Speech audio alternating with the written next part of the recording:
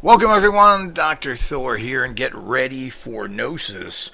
Well, I want to talk about my time I spent, or the times I have met Chuck Norris, as the controversy continue that rages with the idolization of Bruce Lee.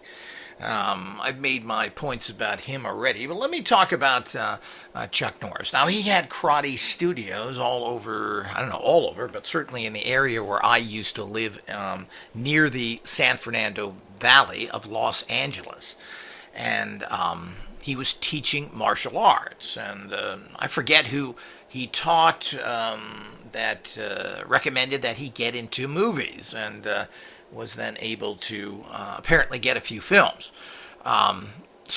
He taught Taekwondo and, of course, his own little system. But basically, he learned Taekwondo in Korea while he was a military police officer in Korea.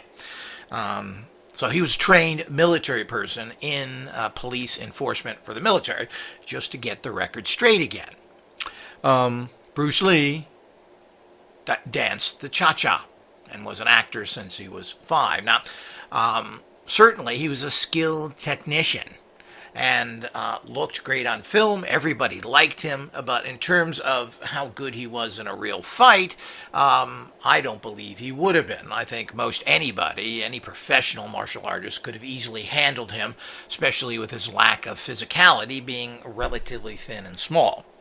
And fighting, it matters how big you are. And people who don't know that, you know nothing about fighting. Now, Norris has been interviewed by other people and questioned about whether he could beat Bruce Lee. And the bottom line is that he, because Chuck Norris is probably one of the nicest guys you want to ever meet. So he takes time with people. He's a nice guy. In every possible way. I had a few lessons with him in a group. I also met him personally where he used to live in a condominium development, or private homes, you could say, in Palm Desert, California, where I worked in security. And he's always the nicest guy you meet. I met his son, who was coming down, staying at Daddy's place, and looking for girls, and and they seem to be very nice people. Of course, I don't know them personally. I didn't spend any time with them. I have met them, and Norris is always known to be a very nice guy and treats people well. He's not an arrogant celebrity like you hear sometimes. He's not going to come out, and nobody confronted Lee. It was thought of in those days in particular, as it is today even to a degree, as I'm accused of being a racist of these things with everybody. But that's amusing because I hate everybody. I don't have any love for any group, and I still haven't met any good groups. I've met some good people, rare as they are, but I've never met any good groups, and I have no love for anybody. In any way. So the whole idea is that Norris is not going to come out and trash him, but it also makes it look bad to you. And the same thing with Joe Louis, who everybody's going to come out because he's idolized. If you have any kind of a brain, you're going to come out and say that, oh, yeah, he was a great guy.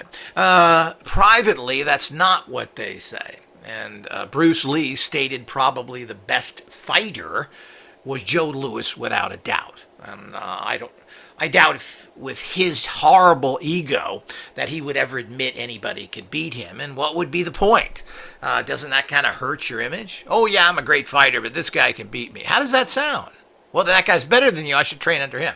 So, people don't understand this. So this idolization of the very practiced actor who looked great on film and could project his image, plain and simple, is a little bit ridiculous. Now, I don't know his capacities at all, but he would never, ever fight anybody, period. And again, he figured, well, what can I benefit from that? If I win, people say it's lucky. If I lose everything. So I certainly understand that to a degree, but everybody else did it. And almost everyone from the past have been in competition, from Von Don to Norris to everyone. These people fought and have trophies.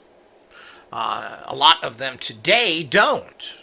So, and this is bad. Of course, even Steven Seagal, that people want to put down, was trained, and there's film of him giving demonstrations, but he never fought in tournaments, but he was trained by I think the inventor of Aikido. And this is irrefutable. So, but of course, he didn't go to competitions. So, and a few others haven't as well, but some of them have. Some of them are professional military men. Joe Louis, Gruen. These are guys that are professional military guys. Joe Louis was a Marine. So, regardless of your feelings of Marines, they are trained to kill. Well, while Bruce Lee was trained to cha-cha. Made sure he entered trophies for that.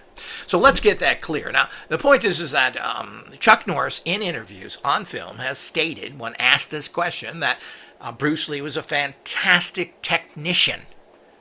And he was a professional fighter. And Joe Louis started the Full Contact Karate Association, so he states. So Joe Louis, who didn't like point fighting, got to full contact. Now, I don't know if Norris was full contact or not. From what I'm told, not.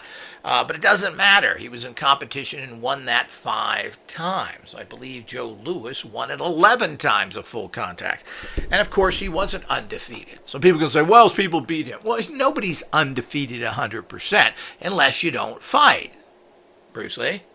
So the bottom line is that that's what Chuck Norris said. He never said he could beat him literally because he's too nice of a guy. And nobody has said that because of the ridiculous image, and particularly in the 70s and 80s, when doing that was tantamount to racism. What's the matter, this Chinese guy who started the art and you're criticizing him? You're just a white racist.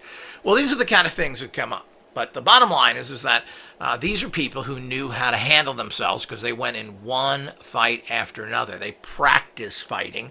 Bruce Lee didn't. He practiced being a movie star.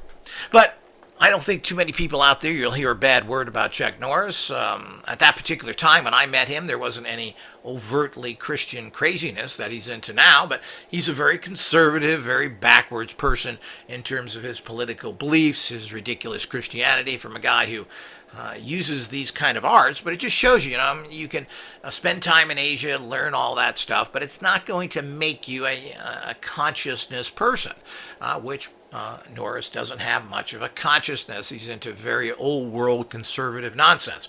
He's so religious. He wants to make sure that he supported in the presidential elections Huckabee, who is the ex-minister. He wants to get religious people in there and have a religious government. So these are things, of course, that I would never support and don't believe there's anything there. Everybody I've met, including all the Christians, are a bunch of scumbuckets. They're very corrupt, like they all are.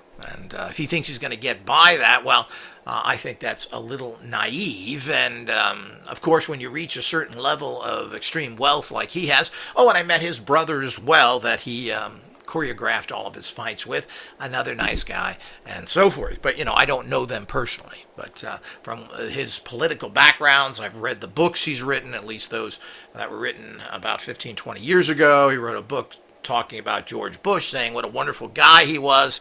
But it's very naive. It's just very naive. And, of course, I guess if I had to sum up Chuck Norris, I would say he's a very naive person. He doesn't really get it. He's living in a very protective world and thinking that there's some moralistic factors to Christianity instead of really going beyond that and understanding that all of mankind is evil and scum, and no religion's going to solve any of the problems. Until next time.